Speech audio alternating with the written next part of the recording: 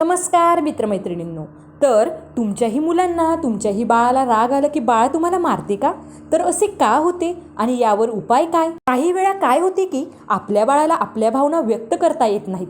आपल्याला काय त्रास होतोय हे त्याला सांगता येत नाही, म्हणून सुद्धा बाळ मारत असते. बाळाने घरातल्या एखाद्या मोठ्या व्यक्तीला मारताना बघितलं असेल तरी बाळ ते अनुकरण करू शकते.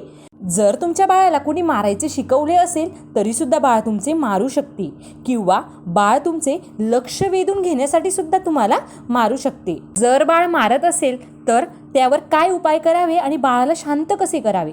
तर बघा, बाळाला काय बोलायचं आहे ते तुम्ही समजून घ्या. बाळाला घट्ट मिठी मारून कुरवाळून बाळाला शांत करण्याचा प्रयत्न करा. बाळाला कोणत्याही प्रकारचे आमिष दाखवू नका, जसे की शांत हो, मी तुला चॉकलेट देईल, बिस्किट देईल वगैरे.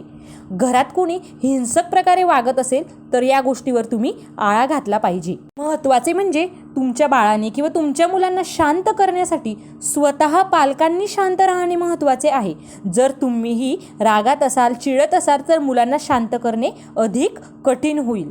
त्याच छोट्या छोट्या उपयुक्त माहितीसाठी चॅनलला नक्की सबस्क्राईब करा. धन्यवाद.